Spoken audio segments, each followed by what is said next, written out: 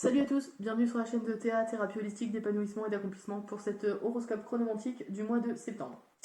Alors, tous mes mois d'absence ont permis de peaufiner un peu mon outil astronumérologique, là, mes calculs, qui permettent de déterminer donc les arcanes ici présentes. Et la ligne au-dessus sont les maisons astrologiques, donc c'est-à-dire les domaines dans lesquels les arcanes vont s'exprimer, d'accord? Ce qui permet d'avoir une vision beaucoup plus précise des domaines concernés durant le mois en cours, ok? Cette vidéo est pour vous les chemins de vie 8, bélier et ou scorpion. Sachant qu'on peut être bélier mais pas chemin de vie 8, ou on peut être scorpion mais pas chemin de vie 8, ou on peut être chemin de vie 8 mais pas bélier ou scorpion. Donc je vous invite à croiser les informations avec les autres vidéos, d'accord?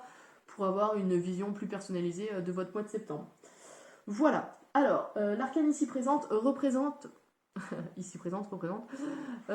votre énergie qui court sur l'ensemble, enfin non pas votre énergie, l'énergie de l'univers qui va courir sur l'ensemble du mois de septembre pour vous, d'accord? Ici on a l'énergie du diable. Alors, il y a une grosse notion de libération ici, de libération ou en tout cas de toxicité qui nécessite d'être rompue. Parce que le diable c'est quoi? C'est des choses qui détournent du droit chemin.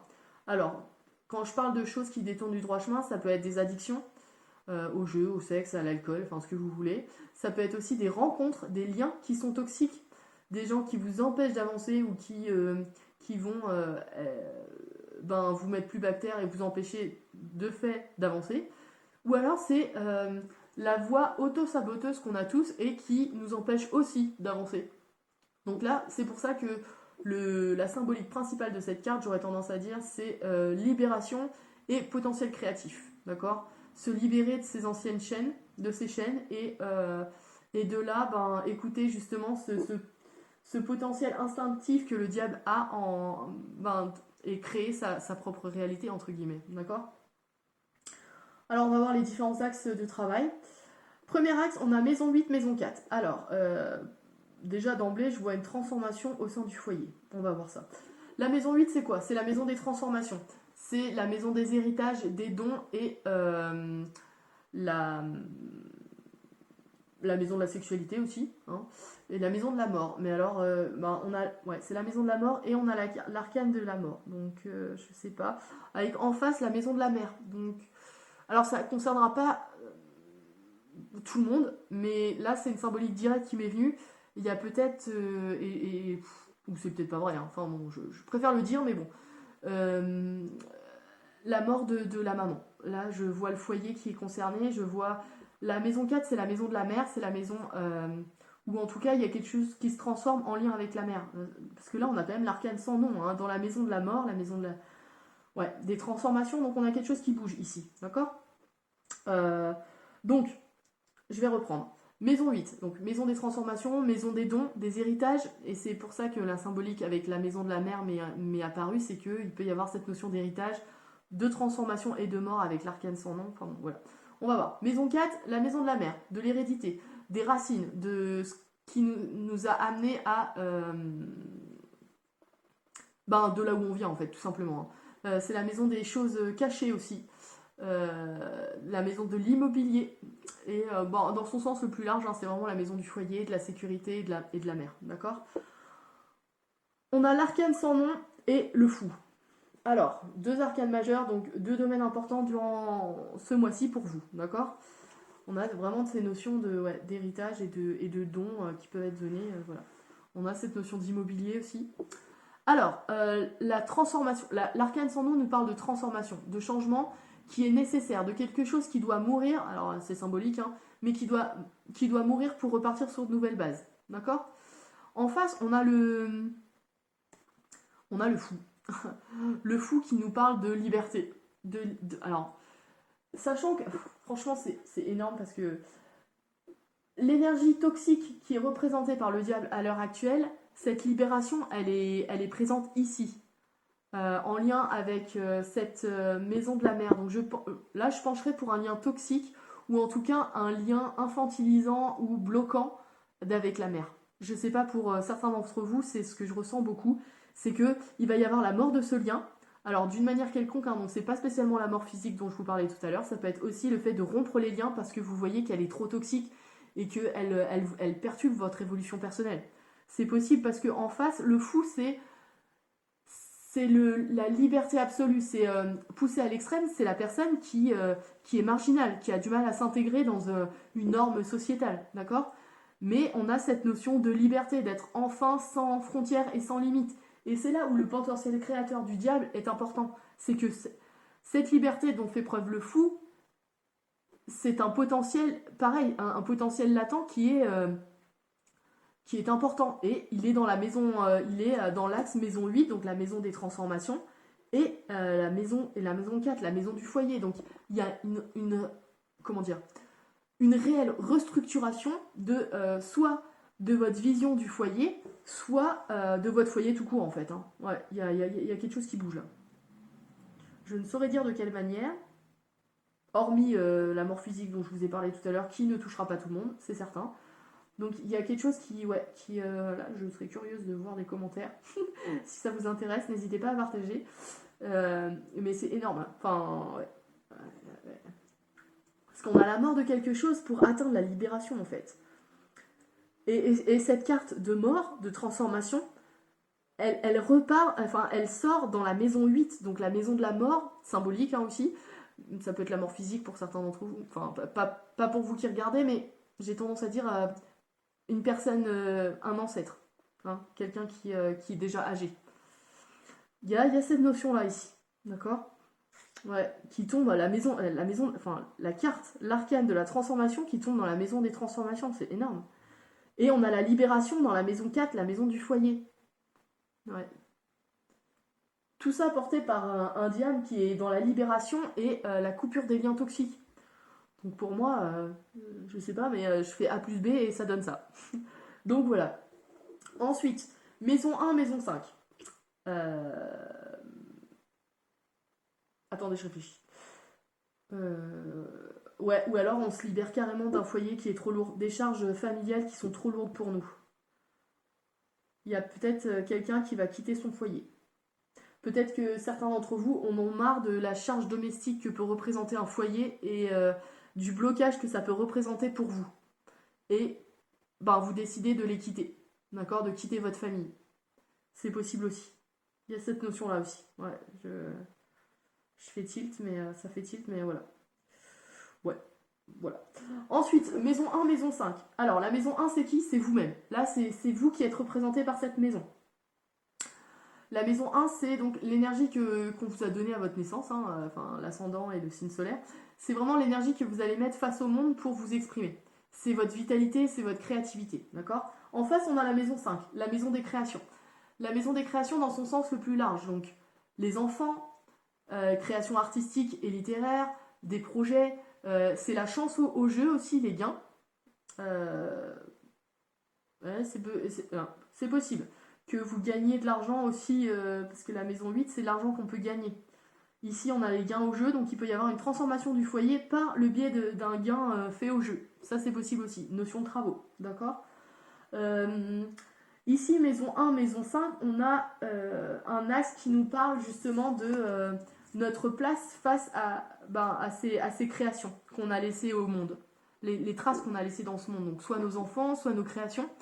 Et on a cette notion de tempérance et de 5 d'épée. Alors, le 5 d'épée. Ici, on a des chamailleries, on a des combats, on a des disputes argumentées fermement, on va dire. Il y a de l'argumentation ici, il y a du combat, et c'est tombé dans la maison des créations. C'est dans la maison des enfants. Il peut y avoir des altercations avec des enfants. Ça, c'est possible. Entre soi et ses enfants, on se comprend plus, on a des difficultés de communication, enfin voilà. Il y a des choses qui sont pas bien, qui sont pas expliquées, ou enfin voilà, il y a des choses qui ressortent.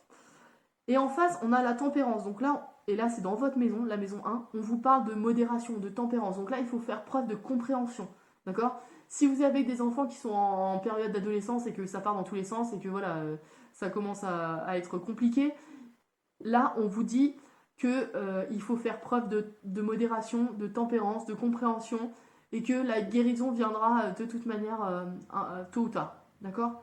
Il y a cette notion-là ici, de garder l'équilibre, d'accord? Il faut que vous-même soyez un modèle d'équilibre pour que ce 5 qui est mouvementé ici, et qui est tombé dans la maison des enfants et des créations soit pas chaotique, d'accord? Sachant que ici on a avec des choses qui peuvent détourner du droit chemin, d'accord? Donc admettons que ça aille pas avec vos enfants et que vous soyez un ancien fumeur ou je sais pas, un ancien alcoolique et que vous soyez tenté, il faut absolument rester centré sur vous et fort face à l'adversité, en tout cas, dans ces domaines-là, d'accord? Là, il y a vraiment une notion d'équilibre et de soyez modéré dans tout ce que vous faites, ok? Même si tout s'écroule autour de vous, non, c'est pas ça. Mais ce que je veux dire, c'est que il faut vraiment que vous soyez un pilier fort, d'accord? Ensuite, et ben là, on a l'axe maison 9, maison 9. Les deux cartes sont tombées dans la maison 9, et alors, c'est l'énergie de votre mois, c'est le diable. Avec le 6 de coupe. Alors, de ce que je comprends ici, la maison 9, c'est quoi? C'est la maison des contacts avec l'étranger, des contacts avec des personnes d'origine étrangère, c'est la maison de la spiritualité. Mais quand je dis spiritualité, c'est plus dans le sens, dans la quête du sens que l'on peut donner à sa vie, d'accord? Le sens de la vie, quel est le sens de la vie? Donc c'est les disciplines telles que le droit, la philosophie, qui permettent de voir l'humain de façon plus large. C'est vraiment cette maison-là, c'est la maison du Sagittaire, d'accord? La maison des études supérieures.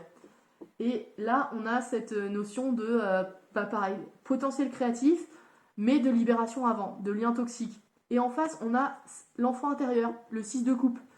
L'enfant intérieur qui est censé... Alors, première symbolique que je vois ici, c'est que on peut se lancer dans un nouveau projet d'études. D'accord? On a envie de se former à autre chose. Ici, donc on suit les élans du cœur de notre enfant intérieur et on se libère. Ça, c'est possible. Ensuite, il y a la notion plus spirituelle qui nous dit que des choses toxiques qui étaient présentes dans notre vie, comment dire, ont étouffé notre enfant intérieur. Et c'est là où la libération elle peut être représentée, c'est que cet enfant intérieur, il doit être libéré. D'accord? Pour de nouveau voir les choses avec la vision d'un enfant en fait, et de voir les choses de manière beaucoup plus positive. Et c'est là où voir le monde de façon plus large peut vous y aider. D'accord? Avec cette maison 9. Ouais. Euh, On a aussi une autre symbolique, c'est une personne d'origine étrangère, voilà, ou une opportunité à l'étranger qui peut être, qui sous les yeux, enfin, peut paraître très, comment dire, très amusante, très joviale, qui peut répondre justement à vous avez envie d'y aller et tout, mais en fait, elle se révèle une opportunité assez sous le couvert de quelque chose de caché, peut-être toxique. Donc il faut bien faire preuve de modération justement et de voir ce qui peut vous amener à changer vos projets. D'accord? Ouais. Et enfin, dans la maison 10, maison 7, donc la maison 10, c'est la maison des opportunités professionnelles. Enfin, non, pas des opportunités. Non, je me suis mal exprimée. De la réalisation personnelle et professionnelle. C'est l'énergie qu'on va mettre pour atteindre nos objectifs et nos buts. C'est la maison des honneurs aussi. Et en face, on a la maison 7, la maison du conjoint, la maison des partenaires professionnels, des contrats signés et des ennemis déclarés. D'accord? On a le pendu et la reine de denier. Alors, le pendu est tombé dans la maison des réalisations professionnelles et de la réalisation personnelle qui est à l'opposé de la maison 4. Et alors c'est assez drôle parce que cette maison 10, elle est bloquée. Mais cette maison 10, à l'inverse de la maison 4 qui représente de là où on vient, la maison 10, c'est vers quoi on tend, vers nos objectifs, hein, d'accord? C'est vraiment, à proprement parler, la libération justement de notre hérédité et de se réaliser tout seul. Et on a la mort dans cet axe, cette libération avec le fou dans cet axe de la maison, d'accord? Donc dans nos racines. On est libéré de nos racines, mais on est bloqué dans notre réalisation personnelle vers ce en quoi on voudrait tendre, d'accord? Mais pourquoi on est bloqué? Ici, je pense que c'est une opportunité de voir les choses sous un autre angle. Vous êtes bloqué parce qu'il faut voir les choses sous un autre angle, avoir l'illumination qui vous permet de comprendre la situation de manière plus large et peut-être de vous en libérer de par le diable, d'accord? On a vraiment un potentiel de libération ici, mais toujours dans la modération, d'accord? Ne pas faire de choses extrêmes, vraiment. Il faut rester... ouais. Et ce blocage, ce blocage ici, c'est vraiment fait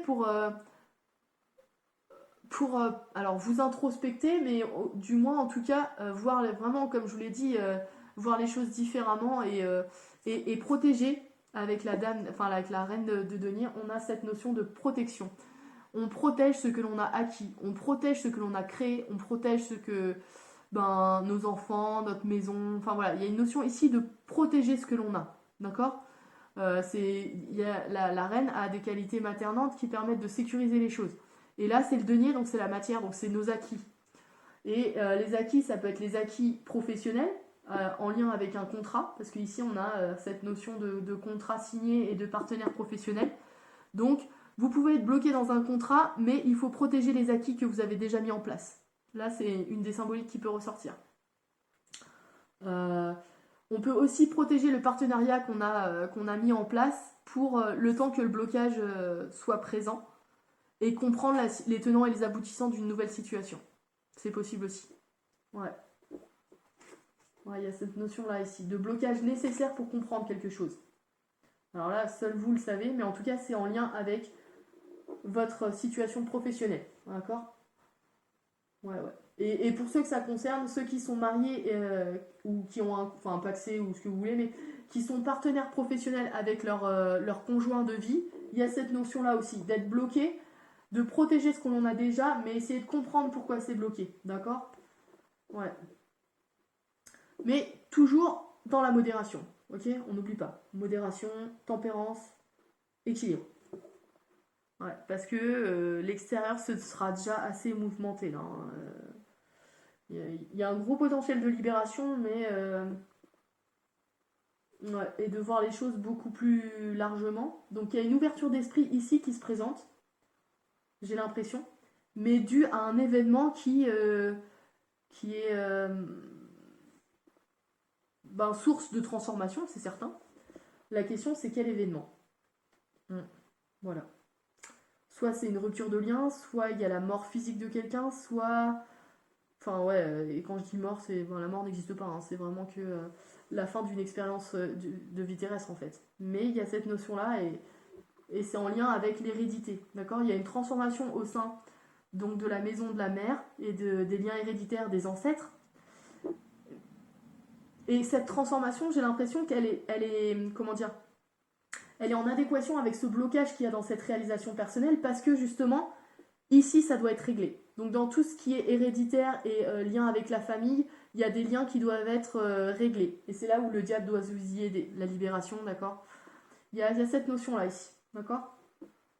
Et c'est pour ça que votre situation personnelle, vos objectifs et tout sont peut-être un peu bloqués, disons. Ou pas spécialement bloqués, mais ils sont ralentis, d'accord ? Pour vous permettre justement de régler les choses d'un point de vue plus personnel. Ok ?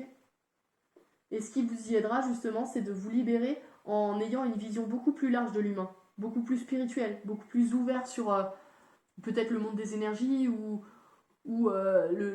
comment dire, les synchronicités, enfin ce genre de choses. D'accord ? Ouais. Voilà pour vous les chemins de vie 8, bélier et ou scorpion. N'hésitez pas à liker et à partager si ça vous a aidé, bien sûr. Et puis je vous dis au mois prochain, au mois d'octobre, pour le prochain horoscope chronomantique.